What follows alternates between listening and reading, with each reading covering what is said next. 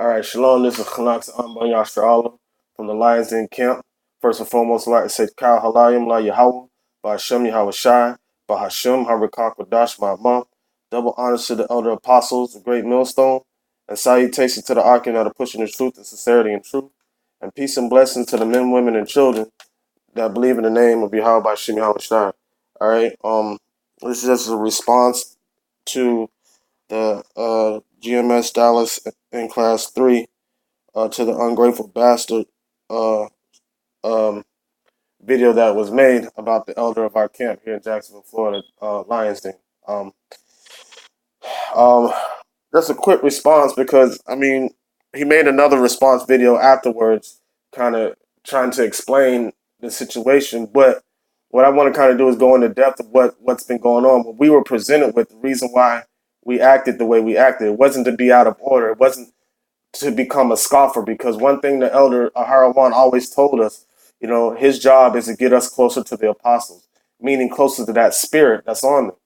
All right, he never once made it about himself. He'll tell you a day in and day out, I'm nobody in this truth. But just because somebody says that doesn't give you clarification or give you the green light for you to try to, talk down upon them. All right, so there are certain things that were going on that led up to me being told not to communicate with the brother from the Tampa camp. All right. So I was communicating with him back and forth, being very responsive. I got the text messages and all that to prove it if I need to go to that point. And I also received a call from him around 10:30, 11 o'clock at night without giving a text message first saying he was going to call me, seeing if I was busy or not. I was just getting home from work, dealing with my family. And then he get on the phone to saying, greetings, Yahweh Shem Yahweh Barakatham, and all that. And I'm like, Yahweh Shem Yahweh Barakatham. And we went to talking and or whatever. And as we're talking, I mean, I'm not able to get a word in. He's asking me what's going on. I'm telling him, hey, we had a situation. I've started a new job. I'm actually working 2 jobs because my wife wasn't able to work because of pregnancy, dealing with a new baby, all that. You know what I'm saying? We had a situation where there was a brother in the camp that was homeless, and we had, camp. So, like, the timing was just off. And then he started getting aggressive on the phone saying that you need to follow in the order, Op. And I'm like, whoa, wait a minute. He's like, yeah, I was explaining how we down here doing the work. He's like, what's going on down there? We're doing the work. We're pushing. You know what I'm saying? That's what I was saying. And then he immediately cut me off and was like, yo, you know what? You got to get under order. That's all. Basically, yeah, I understand you're doing the work, but you got to get under order. And I like, what exactly is that? And I'm the type of person, I'm very non-confrontational. I'm not aggressive at all, but I don't like, people to be aggressive with me. It's not about being a punk or anything like that, but there's a certain way you handle certain matters. So I brought it back to the elder like, hey, you know what I'm saying? He said, from now on, when you deal with this brother, don't talk to him on the phone. Deal with him through text message to save yourself, because a word of mouth, he could say, I say anything. I could say he said anything. All right. But what was going on was the elder received the call from another brother. I'm not going to say his name. And they were saying, hey, they've been talking about you, slandering your name. So at that point, he was skeptical who he should get in contact with. All right. So if you have things like that going on, and you don't know these individuals, yeah, I mean, you're going to kind of you're going to look out for yourself, because dealing with the ex-Orlando camp, Karatazar and Kaya, you know what I'm saying? They came in that same spirit. You need to get under us. You need to get under us. And now look at them now. And they were showing the same spirit that those individuals were showing. So of course you're gonna abide by through the spirit, man. If they're showing that same type of vibe that the other individuals were showing, you can't do nothing but protect yourself, man.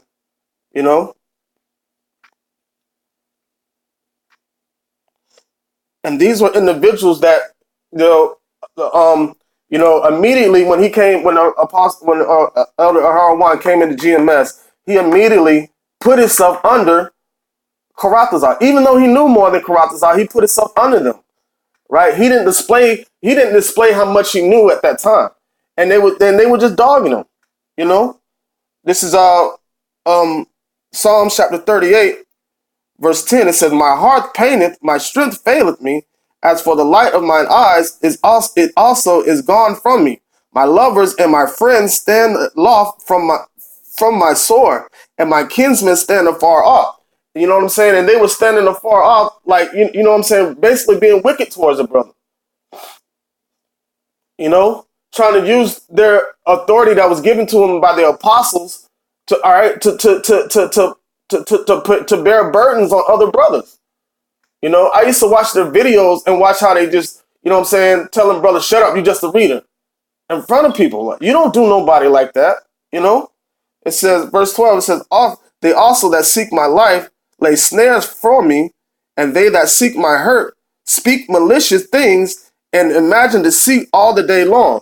And so when they used to go down there and teach in Orlando with Karatazar would tell them not to bring El Harawan. And then when they got back to him and he spoke about it, he tried to make it seem like he didn't say it. You know, but this man, and I'm nobody. I'm young in the truth, you know, but the thing about it was there was always an initial contact, and I explained to the brother, I was like, yo, I've always been the point of contact, you know, when it comes, just like how when Moses' father-in-law, right, said, hey, this thing is too much for you. You need to break this, you know, break these tasks down and give the smaller tasks to assign them to other people, roughly paraphrasing. And that's what he did. So anytime anybody new comes into camp, all right, or anything like that, he gives them my number. Or anytime things like if any other camp wants to link up, they like link up with him, with me, because it's a lot easier to get in contact with me than anybody else, including him, because, you know what I'm saying, he has a lot going on at the house. Mind you, but it doesn't get in the way of the work. He's still doing the work, you know? When Apostle Tahar made that statement, like, shoot, you should have the spirit to do 3 videos a day, he immediately started doing that. So when these allegations, these lies came out, you know, saying that, oh, there was no response, no point. I was responding back and forth, but then when the individual found out it was me responding, he cut off communication. And then was sporadically out of nowhere to start texting. At that point, because he was moving that funny, the elder told me not to respond anymore. We need to find somebody to go through and somebody else to go through, because this guy is moving funny. And that's just it, you know? And so they were, you know what I'm saying? They were speaking malicious, you know, and slandering the name. Then he received a phone call, like confirming it, you know. And the thing about it is, for him to say, call this man a bastard, meaning a fatherless child. You know what? You know what? Yahweh's our father, and that's something, man. My kids look up. I got a son about to be 11. He's excited about the fact that he'll be able to go out and teach soon. And he watches GMS. That's all he watches. And he looks up to the head of our camp. There's certain things that the head of our camp, the one that's been spoken about maliciously, has taught my son. And for him to see a video saying ungrateful bastards about somebody that inspires him through the spirit, it's not him that's the man that inspires him. It's the spirit of Yahweh that's within him. And for it to come from another GMS member, that's going to be confusion right there to somebody that's new in the truth. So how can I haven't even heard this individual talk about somebody going off in doctrine, talking about somebody that's going against GMS, be that vexed at those individuals. And those individuals are really coming at the apostles. And for the individual to flat out lie and say that the elder speaks against the apostles, that's a flat out lie. That's a flat out lie. He's always telling us, which he doesn't have to tell us, but he always reiterates, hey, my job is to lead y'all to the apostles. That's where it's at. They have that truth. They have the true spirit. And he made a video last week saying, in order for you to understand what greatness is the works. He admires the works that the apostles put in. All right. This is Exodus chapter 23, verse 1. It said, thou shalt not raise a false report. Put not thy hand with the wicked to be an unrighteous witness. All right. And that was a false accusation that was put. The elder never said anything bad about the apostles, you know. And I would love to meet the apostles. But I don't want to be known as an individual that stood next to and supported an individual that talked bad about the apostles. I don't want to have anybody have that in their mind. To have that sort of judge of character towards me, because that never happened. You know, this is Leviticus chapter 19, verse 16. It says, "Thou shalt not go up and down as a talebearer among thy people, neither shalt thou stand against the blood of thy neighbor. I am the Lord, Yahweh Shem Yahweh Shai." All right, you know, and that's just the thing. Like, this is somebody that's fighting the same spiritual fight that you're fighting, but you have the nerve to call them a bastard. That's wicked, man. You know, and there's ways to say things, man. You know, and if you thought what he was doing was wrong, then address it, and you know what I'm saying.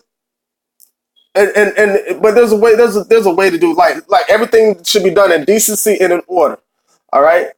So that was out of order against somebody that teaches the same thing you teach, that goes out as much as you go out, maybe even more. Who knows? That puts out videos as much videos that you put out, maybe even more. Who knows? You know?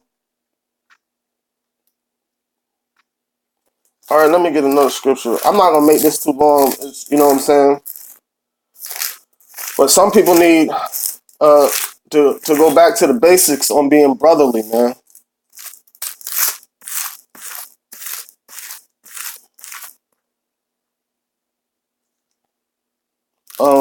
Let me get Romans.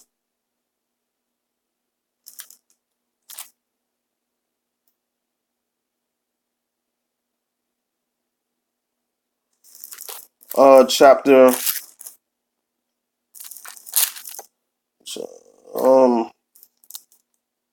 All right, I'm going to start at chapter 9, verse 1. It says, "I say the truth in Hamashiach, I lie not. My conscience also bear me witness in the Holy Ghost, that I have great heaviness and continual sorrow in thy heart. For I wish that myself were cursed from Yahweh Shai for my brethren, my kinsmen, according to the flesh."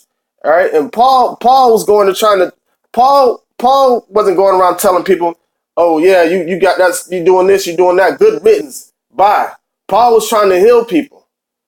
You know, instead of getting to the root of the problem and seeing why this brother is acting like that. And he did say he noticed that that was the beginning signs of people becoming scoffers. But this individual never teaches against the elders. Never. All right. It says so, and Paul had sorrow in his heart because he understand all of Israel is going to be saved according to how they're going to get salvation. All right, either you're gonna get purged through the missile or you're gonna get purged through the furnace of affliction. Okay, but like the scripture said, love thy neighbor as thyself, and Yahweh also said, love thy enemy. Who do you think he was talking about? He wasn't talking about Esau. All right, this is Matthew chapter 5, verse 43. It said, "Ye have heard that it has been said, thou shalt love thy neighbor and hate thine enemies." All right. And then you're supposed to love thy neighbor as thyself, man. Who is your neighbor? Those are willing to do the will of the Father. I'm gonna get that in a minute. Let me finish this. It says, "But I say unto you, love your enemies, bless them that curse you, do good to them that hate you, and pray for them that despitefully use you and persecute you." All right. And the thing about it is, you know what I'm saying? Y'all want to poke holes. Y'all want to poke at somebody, just like when you sitting in front of somebody, they keep slapping you in the back of the head. Then you finally turn around and do something. Now you want to play the victim. That's not cool. That spirit that he had on him making that video is like if you were a backup quarterback and you hoping the star quarterback get hurt so he can't play so you can play. That's not being a team player, man. You know? All right, this is Matthew chapter 12, verse 47. It says, "Then one said unto him," him being Yahushua, "Behold, thy mother and thy brethren stand without, desiring to speak with thee." But he answered and said unto him, that told him, "Who is my mother and who are my brethren?" And he stretched forth his hands toward the disciples and said, "Behold, my mother and my brethren, for whosoever shall do the will of my Father which is in heaven, the same is my mother and brother, same as my brother and sister and mother." All right, y'all are out here fighting the same fight, but you have the nerve to call your brother a bastard. Even if y'all have a disagreement and he becomes your enemy, that's who the Lord is talking about. Just like when that heathen came forth and he told King David that he put to put a sword to Saul and killed Saul. Even though Saul was persecuting King David and wanted to kill him, the King David was like, "You think you gave me a good report because you killed one of the Lord's anointed?" And King David slew him. And Saul was being wicked. He still didn't lift up a finger towards Saul. He let the Lord do the work, man. So that's what it was talking about when it says, love thy enemy. It ain't talking about the heathen, so who is it talking about? You're going to have differences in this truth, just like how Paul and Barnabas had a difference. All right, so just like Paul and Barnabas had a disagreement, but Paul didn't slander Barnabas' name, because I think Barnabas wanted to bring a guy along that Paul felt like was a sluggard. All right, this is Acts chapter 15, verse 36. It says, "And some days after, Paul said unto Barnabas, Let us go again and visit our brethren in every city where we have preached the word of the Lord, and see how they do. And Barnabas determined to take with them John, whose surname was Mark. But Paul thought it not good to take him with them, who departed from them from Pamphylia, and went not with them to the work." All right. So Paul was like, "Man, why are you going to bring him when he didn't go with us to do the work at the other place?" All right. And it says, "And the contention was so sharp between them that they departed asunder one from the other. And so Barnabas took Mark and said unto Cyprus, and sailed unto Cyprus." All right. So the apostle said that we're no longer a part of GMX. Oh, okay. But if that's the order, that's the order. However, like to make like just scoffing, slandering videos, like these individuals just parted ways. They had their disagreement, parted ways, and still doing the work. Just it. Hey, you guys are no longer a part of GMS. May the Lord be with you. I hope you're still doing the work. The more we have doing the work, the quicker we get out of here. So why would you want somebody to fall out of the truth? Why would you say, "Oh, you probably just gonna fade to black, Jake"? For all you keep it simple, stupid individuals, why would you want somebody to fall out of the truth? That's a selfish gesture when you feel like in order for you to exist, somebody else has to fall to the wayside. You can't coexist together. No, you're gonna have disagreements in this truth, but that doesn't mean you slander a brother's name and lie on him. Call him a bastard. A bastard means fatherless child. So basically, spiritually saying he's without Yahweh. You're not the one that can make that call. Only the Father is. All right. I'm gonna get a scripture real quick and close it out.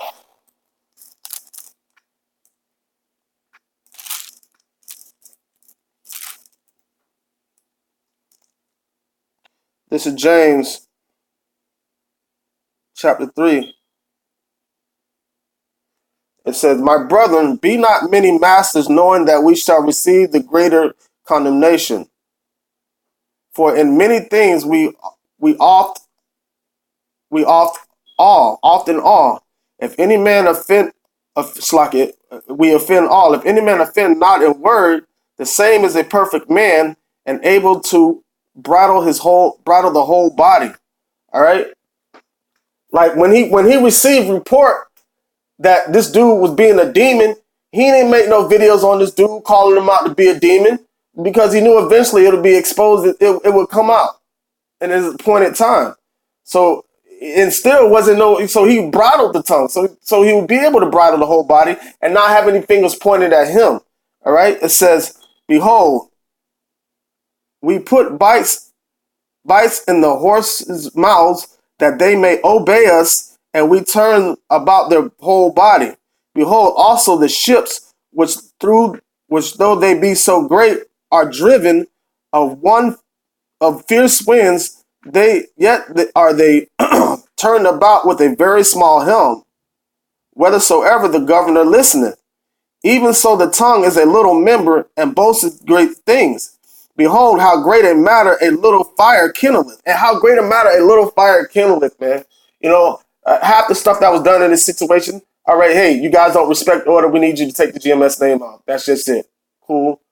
Or if y'all gonna get in contact with somebody, which the contact was made, because before they even try to reach out to us, we tried to go down there to them, and fellowship with them, but we were denied. But we didn't bring that up. All right. It says, verse 6, it says, "And the tongue is a fire, a world of iniquity. So is the tongue amongst our members, that it defileth the whole body, and setteth on fire the course of nature, and set it on fire of hell." And that's just the thing. If an individual wanted to make a response video, according to what the apostle said, it's cool, but it's ways to do it. It's ways to do things. All right, this is Proverbs 15:1. It says, "A soft answer turneth away wrath." Shalakia. It says, "A soft answer turneth away wrath, but grievous words stir up anger." And grievous words would be like, "You bastard, you nigga. You ain't nothing but a nigga." The tongue of the wise uses knowledge aright, but the mouth of fools poureth out foolishness. All right? And I'm not calling this individual a fool, but I don't feel like that was righteous the way he responded to the orders of the apostles. The apostles already gave the order. It is what it is. This is James chapter 3, verse 7. It says, "For every kind of beast and of birds and of serpents and things in the sea is tamed and have been tamed of mankind. But the tongue can no man tame. It is an unruly evil full of deadly poison." So you gotta watch the things that you say off your mouth, especially if you're speaking off of impulse. All right? Therewith bless we Yahweh, even the Father, and therewith we curse men, which are made after the similitude of Yahweh, man. You will curse a man that's made after the similitude of Yahweh by Shem Yahushua. It says, "Out of the same mouth proceedeth blessings and cursing. My brother, these things ought not to be so, have not so to be." And I just want to end it with that, man. And with that being said, I'd like to say, Kal Halayim La Yahweh, by Shem Yahushai, by Shem Harakakodash Ma'amah. Double honors to the elder apostles of the Great Millstone, and salutations to the Akim that are pushing the truth and sincerity and truth, and peace and blessing to the men, women, and children that believe in the name of Yahweh Shem Yahushai. Shalom.